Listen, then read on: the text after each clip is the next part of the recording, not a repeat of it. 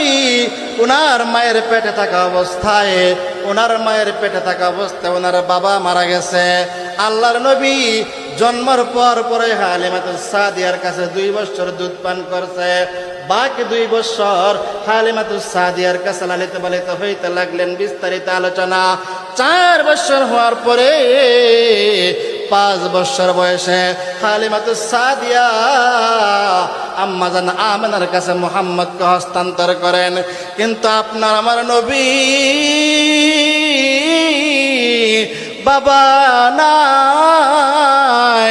নবী আমার সব সময় নীরবে থাকতেন, আদব আখলাকের সাথে চলাফেরা করতেন।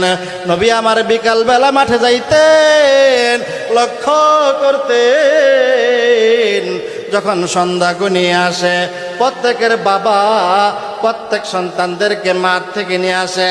নবী মুহাম্মদের বেলাইতে মন হয় না, সবাই সবার সন্তানকে নিয়ে যায়। 1 দিন 2 দিন নবী কিছু বলে না। 3য় দিনের মধ্যে নবী আমার মাকে ডাক দেয়া বলে, আম্মা জান,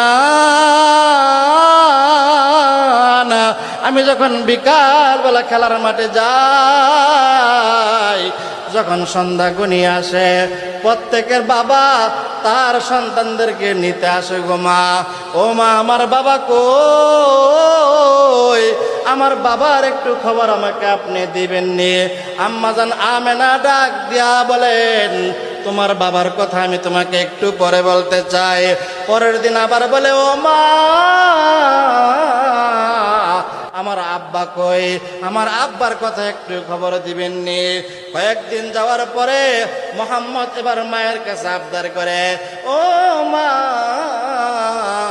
দীর্ঘ কয়েকদিন যাবত আমি আমার আব্বার কথা আপনার কাছে জিজ্ঞাসা করতেছি। ও মা, আমি আমার আব্বার কাছে শুনতেছি, আমি আমার আব্বার কথা জানতে চাই। আম্মা জান আমেনা ডাক দিয়া বলে, বাবা, তুমি পেটে থাকা অবস্থায় তোমার বাবা দুনিয়া থেকে বিদায় হয়ে গেছেন। এই কথা বলার পরে মুহাম্মদুর রাসূলুল্লাহ সাল্লাল্লাহু আলাইহি সাল্লাতু ওয়াসসালাম ডাক দিয়া বলেন, ও মা, তাহলে আব্বা জানের কবর কোথায়? আর রাহিকুল মাখতুম কিতাবের মধ্যে পাওয়া যায় আম্মা জান আমেনা রাসূলুল্লাহ সহ উম্মে আইমানকে নিয়ে প্রায় মক্কা থেকে 500 মাইল দূরে এরকম ভাবে মুহাম্মদের বাবার কবর জিয়ারত করার জন্য গেছে। সেখান থেকে ফেরার পথে আবওয়া নামক স্থানে